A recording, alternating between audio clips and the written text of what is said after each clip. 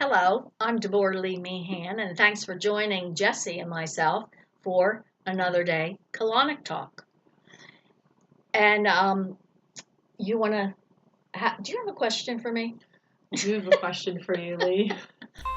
Surprise! Um, you've piqued my interest on a topic, and so I would like to know more about parasites.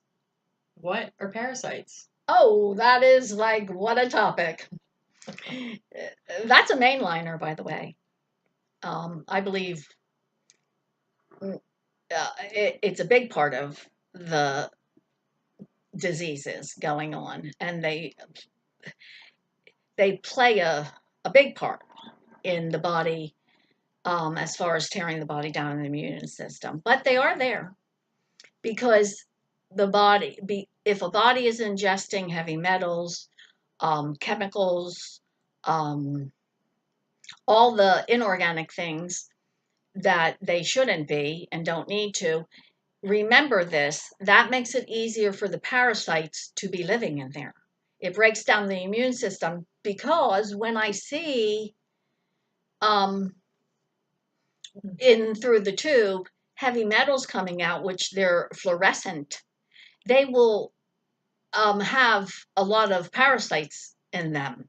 And there are different types of parasites, but the fluorescent chemicals and products, inorganic, that's where the parasites will be hanging out inside the body. And that terrain inside the body that everybody's afraid that you're taking too much out with colonics, I don't think so, because poop isn't the only thing that's in there. So I don't know how you can separate technically the poop from the terrain, but there's a lot of yeast, a lot of mucus is orange, and you can tell there's nests of worms coming out that are embedded in that mucus. So there isn't anything colonics are taken out that are not already harming the body. That I know for sure.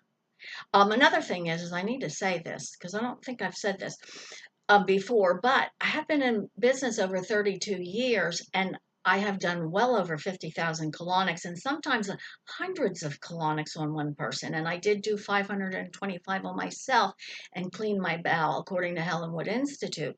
Well, I had a nematode. I had lots of parasites.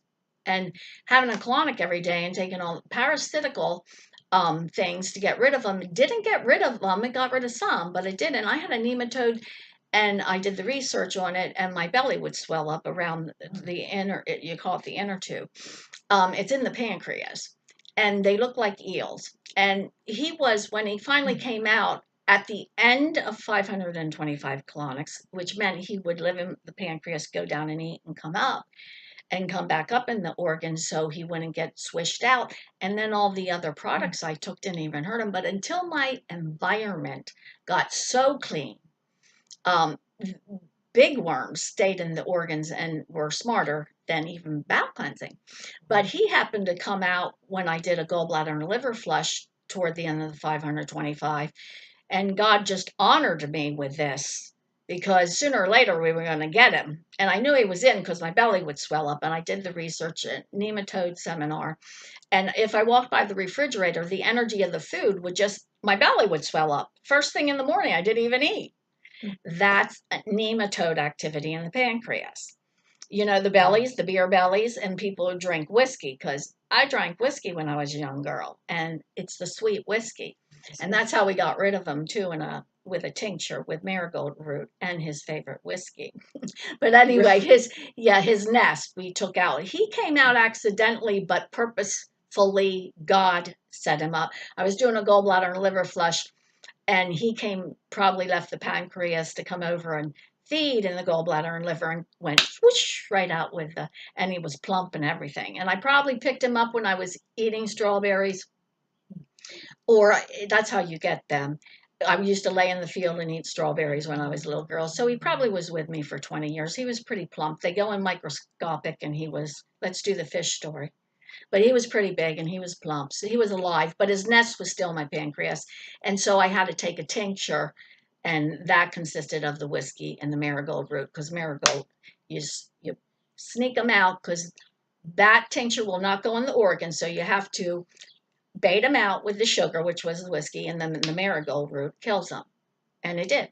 And no longer did I swell up. And I was swelling up for years. And the more I cleaned, the more it was easier to see what was really going on, because it's process of elimination. You're getting rid of this effect, and then it's cause and effect. So anyway, sooner or later, you're going to whittle down to, I feel great and there's nothing going on. That's out of the norm. What else do you suppose he was doing to you besides causing you to swell up? Oh, well, he had a good life. So, parasites don't care. This is the best incubator. If you cannot believe what I see, but he had a great life and his family was in there. So, and I looked fine. I looked fine, but I know I didn't feel fine.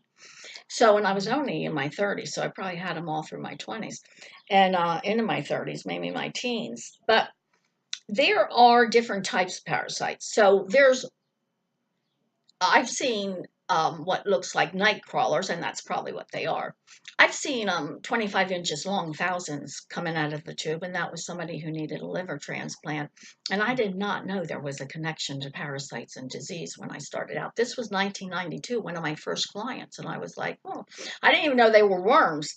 My naturopathic friend said, look at those suckers. And I'm like, what are they? And she goes, worms. And then doing 3 or 4 colonics a day on this girl.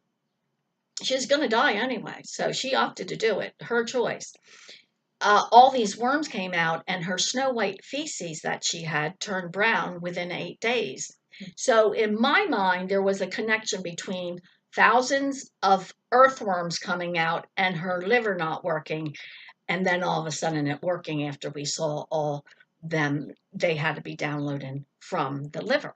Okay, we have common sense. We're supposed to use it. You do not need a degree to use your common sense. So people don't give your power away.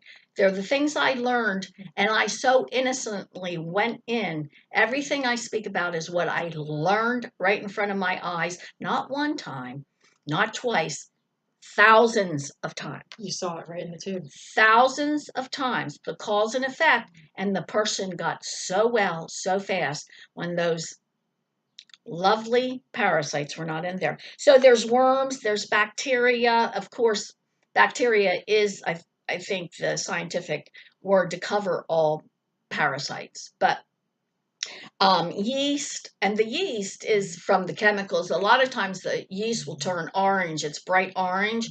There's chemicals in that person. And if you take their health history, one lady grew up out in California when they were growing the grass in the 50s and 60s in the neighborhoods and building new homes. So they were taking desert and making it grass, and so it was getting sprayed every day. And these kids were playing there. She was in her 50s, and she I didn't think she had any poop in her. And after 75 colonics, it was this orange chemical. And then we went back through her history again, and that's really what it was.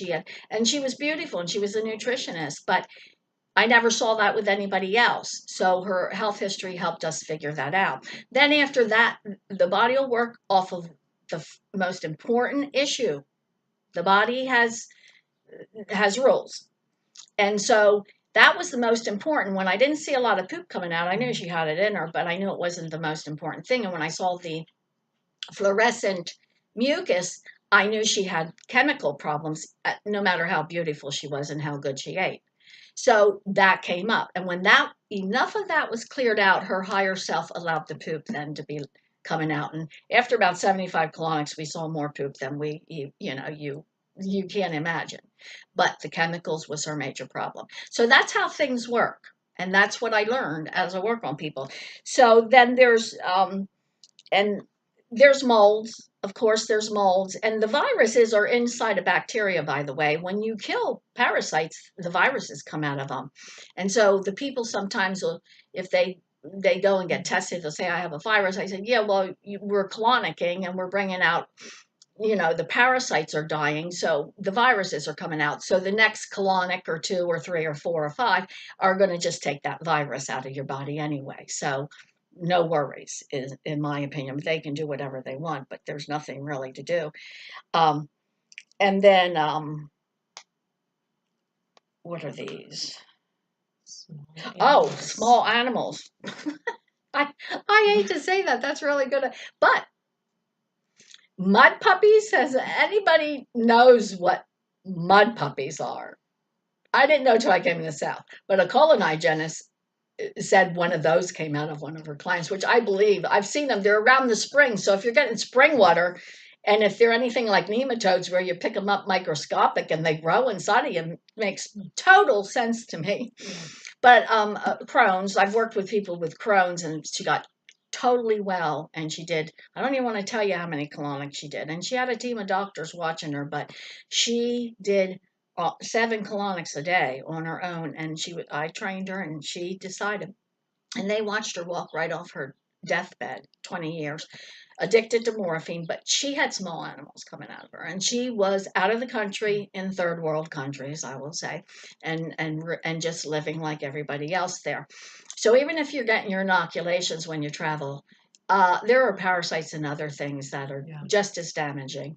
So yes, they look like things from the bottom of the ocean, like sea urchins is how I wrote a book about her, but it's edited and ready to get published, done in 2005, but I haven't done that yet. But we just named things sea urchins, and they were white, and tapeworms galore. You never saw so many tapeworms.